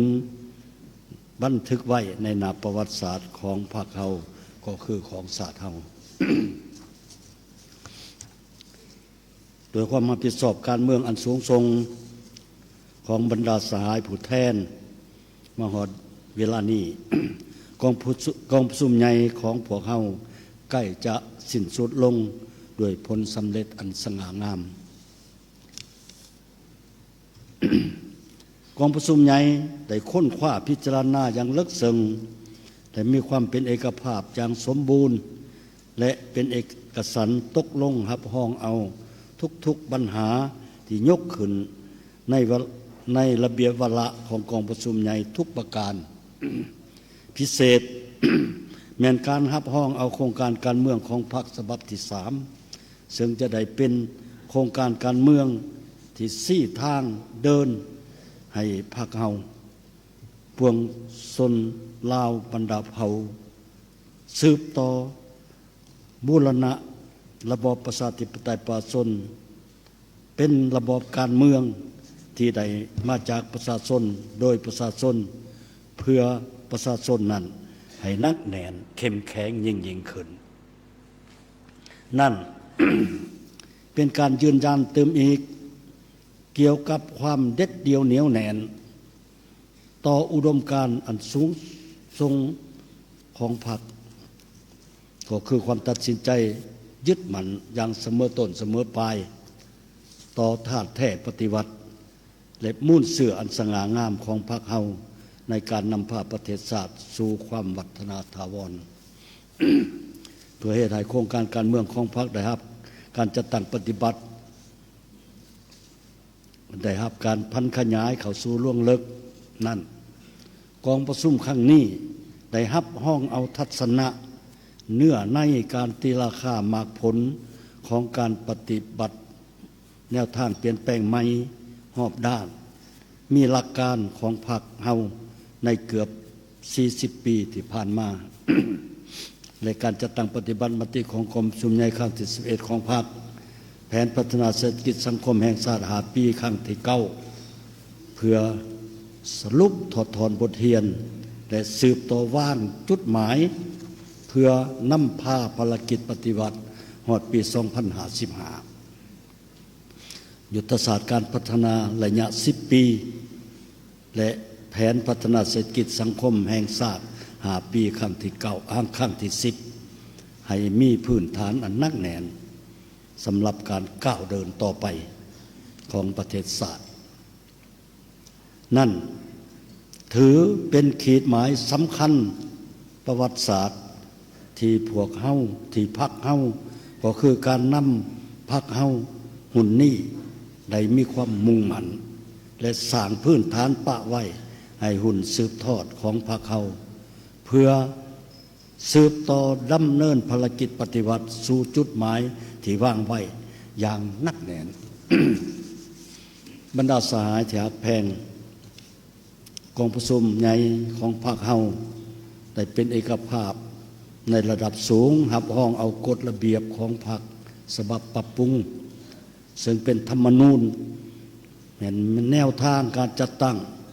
และการเคลื่อนไหวของพรรคเฮาที่ได้รับการบูรณะให้สอดคล้องกับโครงการการเมืองก็คือแนวทางการเมืองในเงื่อนไขใหม่ที่กองประชุมใหญ่ครั้งนี้ได้วางออก อันสำคัญอันหนึ่งกองประชุมใหญ่ได้เลือกตั้งเอาคณะบริหารงานส่วนกลางพรรคสุดใหม่ที่มีการสมทบอย่างก้มเกี่ยวของโครงประกอบบุคลากรที่เหมาะสมระหว่างหุ้นคนอายุเกษียณเพศเผ่าบรรลุได้ตามมาตรฐานและเงื่อนไขที่วางออก เป็นผู้มีมนจิตปฏิวัติบุกกองประชุมใหญ่ของพวกเฮาเสื่อมหมั่นว่าบรรดาสหายกรรมการส่วนกลางพรรคสุดนี้จะสืบต่อเป็นคณะนำยุทธศาสตร์ที่เข้มแข็งของพรรคสามารถปฏิบัติหน้าที่การเมืองของตนได้เป็นอย่างดี บรรดาสหายได้รับเลือกตั้งเขาในคณะบริหารงานส่วนกลางพรรคครั้งที่12ต้องถือว่าเป็นเกียรติศักดิ์ศรีของตนแต่ก็ต้องเข้าใจดีว่านี่แม้นการมอบหมายภาระหน้าที่อันนักหน่วงเต็มไปด้วยความท้าทายทดสอบรอบด้านเพื่อให้สืบต่อแบกหาบภารกิจปฏิวัติของพรรคเฮาในอีก5 ปีต่อหน้าทั้งเป็นหลักแรงแก่นสาร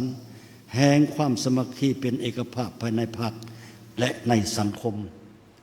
นำพาสี่นำการจัดตั้งปฏิบัติมติ12ของพรรคให้บรรลุขาดหมายที่วางไว้คณะประธานบรรดาสหายที่ฮักแพงทั้งหลาย กองประชุมใหญ่ของพรรคเฮาได้รับผลสำเร็จอย่างจุบงามอันใดยั่งยืนอย่างจะแจ้งถึงความสมัคคีเป็นเอกภาพสูงและความรับผิดชอบอย่างเต็มเปี่ยมของพรรคเฮาในการตกลงปัญหาที่สำคัญและเป็นพื้นฐานของพรรคของการปฏิวัติและศาตกรรมของประเทศชาติพวกเฮา ผลสำเร็จของกองประชุมใหญ่แต่ยืนยันถึงมนจิตปฏิวัติที่เหนียวแน่นแต่ทัศนะลักมันส้นสั้นกรรมกรของพรรคที่ยามใดก็จงหักภักดีต่อผลประโยชน์ของชาติและขอความมุ่งมั่นปรารถนาของประชาชนบรรดาเผ่าพร้อมกันนั้นก็ส่องแสงให้เห็นถึงความบุกบืนสู่ซนและความรับผิดชอบสูงของผู้แทนกองประชุมใหญ่ทุกสหายก็คือทุกภาคส่วนที่ได้ตั้งหน้ากะเกียมเฮ็ดให้กองประชุมใหญ่ครั้งนี้สามารถดำเนินมีผลสำเร็จเป็นอย่างดี กองประชุมใหญ่ขอแสดงความขอบอกขอบใจต่อทุกภาคส่วน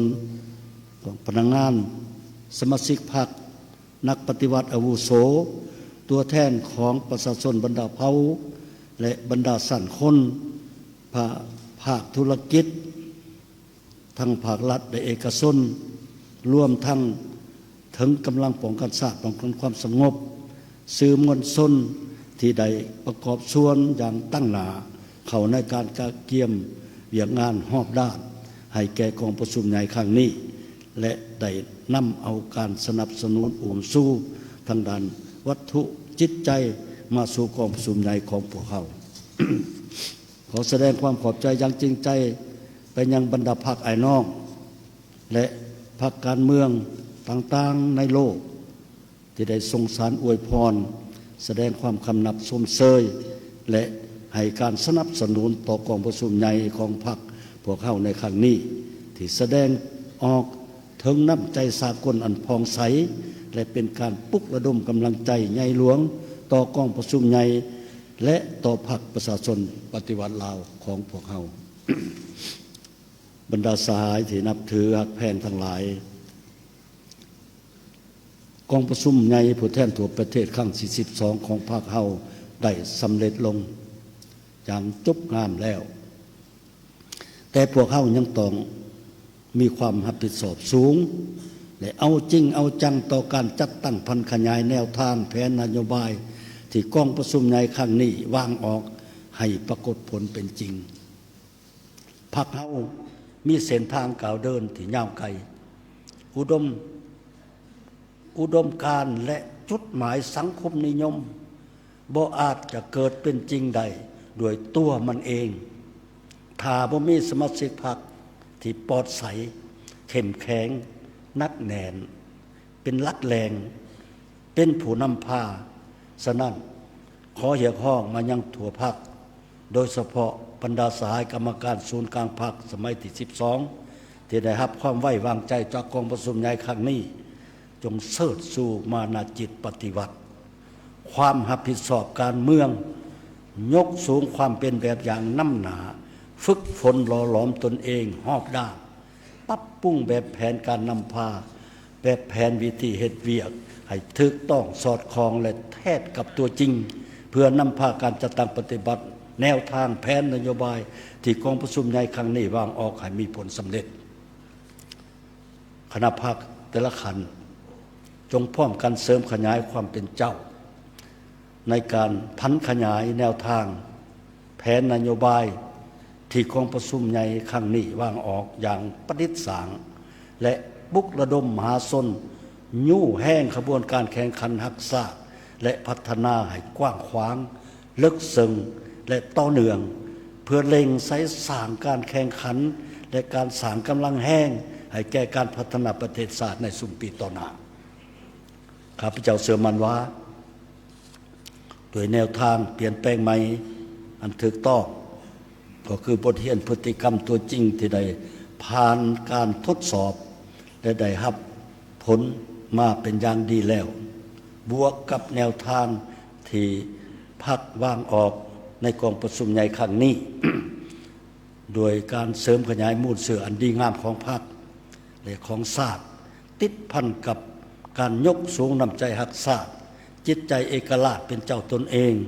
สร้างความเข้มแข็งโดยตนเองของปวงชนลาวทั้งชาติด้วยการสนับสนุนหัวมือของประเทศอ้ายน้องเพื่อนมิตรที่อยู่ใกล้และอยู่ใกล้อยู่ในโลกองค์การจัดตั้งสากลต่างๆภารกรรมประวัติศาสตร์ของพรรคเฮาที่ตอบสนองความมุ่งมั่นปรารถนาของประชาชนลาวบรรดาเผ่าที่จะนำเอาประเทศชาติก้าวขึ้นสู่จุดหมายปลายทางที่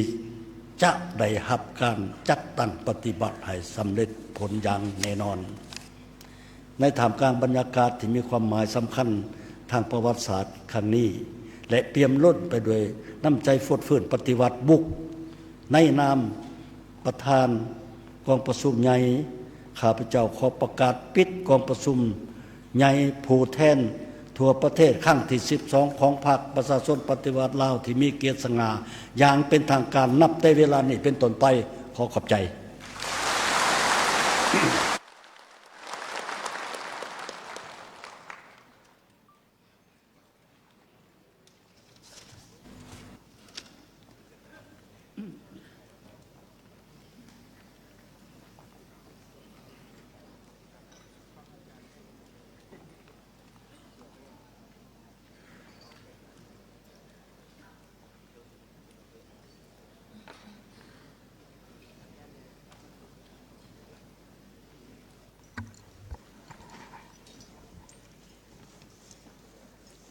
กองประชุมใหญ่ขอแสดงความขอบใจอย่างสุดซึ้งต่อการกล่าวสุนทรพจน์ปิดกองประชุมใหญ่ครั้งที่12ของพรรคประชาชนปฏิวัติลาวในมือนี้ต่อไปขอมอบให้คณะจัดตั้งพิธีดำเนินต่อตามระเบียบการขอเรียนเชิญ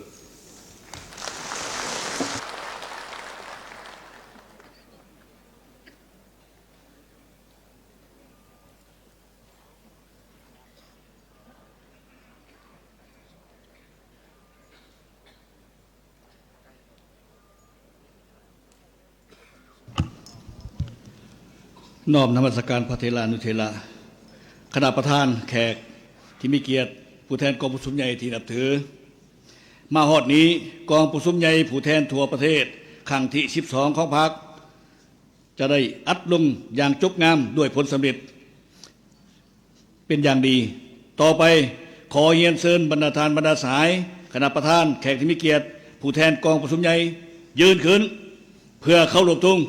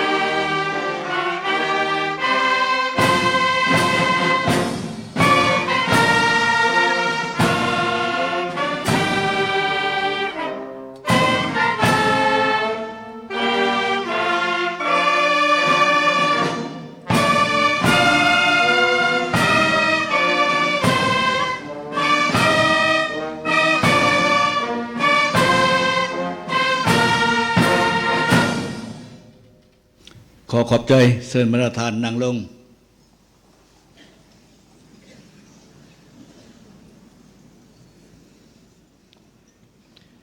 บรรดาสายในคณะประธานแขกที่มีเกียรติและผู้แทนกองประชุมใหญ่ที่นับถือกองประชุมใหญ่ผู้แทนทั่วประเทศครั้งที่12ของพรรคได้สำเร็จลงอย่างจบงามและครบถ้วนสมบูรณ์ข้าพเจ้าต่างนายกองประชุมใหญ่และกองเลขากองประชุมใหญ่ขอแสดงความขอบอกขอบใจและหูบุญคุณอย่างล้นเหลือมายังสายทองรุ่นศรีสุริตเลขาธิการใหญ่ที่ได้ให้เกียรติเข้าร่วมเป็นประธานและในโอกาสสง่าราศีนี้ท่านผู้ชมที่เคารพในขณะนี้ท่านกำลังให้เกียรติติดตามรับชมพิธีปิดของประชุมใหญ่ผู้แทนทั่วประเทศครั้งที่12ของพรรคประชาชนปฏิบัติลาวที่หอประชุมแห่งชาตินครหลวงเวียงจันทร์ซึ่งก็ได้เริ่มมาตั้งแต่เวลา 14 โมงเป็นต้นมาดำเนินมาฮอดนี้ก็ใกล้จะสิ้นสุดลงแล้วเจ้าท่านผู้ชมที่เคารพการดำเนินกองประชุมใหญ่ผู้แทนทั่วประเทศครั้งที่12ของพรรคในครั้งนี้ดำเนินไปเป็นเวลา3วันและใน3วันนี้เป็นขีดหมายใหม่เป็นประวัติศาสตร์ที่ปวงชาวทั้งชาติจะต้องได้จารึกไว้และต่อจากนี้ไปจะแม่นการที่ประเทศลาวของพวกเรานั้นจะได้มีการพัฒนาที่ดีขึ้นในแต่ละก้าวจำได้ท่านผู้ชมที่เคารพและของประชุมในมื้อนี้ก็ได้เลือกเอาคณะบริหารงานศูนย์กลางพรรคสมัยที่12ของพรรคประชาชนปฏิบัติลาวมีทั้งหมด88สหายยิง13สหายกรรมการสมบูรณ์ศูนย์กลางพรรค73สหายยิง12สหายและกรรมการสำรอง15สหายนอกจากนี้กองประชุมครั้งนี้ก็ได้รับพ้องเอา4เอกสารที่สำคัญของพรรคนั่นก็คือโครงการการเมืองฉบับที่3ของพรรคประชาชนปฏิบัติลาวรายงานการเมืองของพรรคศูนย์กลางบริหารงานของพรรคสมัยที่11แผนการพัฒนาเศรษฐกิจสังคมแห่งชาติ5ปีครั้งที่10ของพรรคห่างกฎระเบียบของพรรคประชาชนปฏิบัติลาวที่12ของพรรคเจ้าท่านผู้ชมที่เคารพกองประชุมครั้งปฐมฤกษ์ของคณะบริหารงานศูนย์กลางพรรคสมัยที่12นี้แม่นได้เห็นดีเป็นเอกภาพเลือกตั้งเอาสหายทองรุ่นศรีสุริตคณะบริหารงานศูนย์กลางพรรคกรมการเมืองศูนย์กลางพรรคคณะเลขาศูนย์กลางพรรคสมัยที่12เป็นเลขาธิการใหญ่คณะบริหารงานศูนย์กลางพรรคสมัยที่12และนอกจากนี้กองประชุมได้เลือกตั้งเอาสหายพลเอกวิไลลาคำฟองเป็นผู้ประจำการคณะเลขาธิการศูนย์กลางพรรคเจ้า ท่านผู้ชมมาวันนี้เวลาของการถ่ายทอดสดก็ใกล้จะสิ้นสุดลงแล้วก็ต้องขอบใจที่ผู้ที่ให้การสนับสนุนการถ่ายทอดสดในครั้งนี้บริษัทลาวโทรคมนาคมมหาชนสื่อสารอินเทอร์เน็ต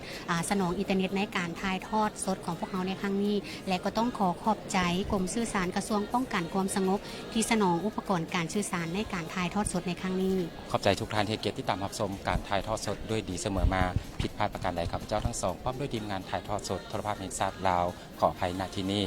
และมื้อนี้ครับเจ้าทั้งสองพร้อมด้วยทีมงานถ่ายทอดสดโทรภาพแห่งชาติลาวลาทมชมไปก่อนต่อไปเชิญท่านที่ตามรับชมรายการออกอากาศปกติจากทางสถานีสบายดี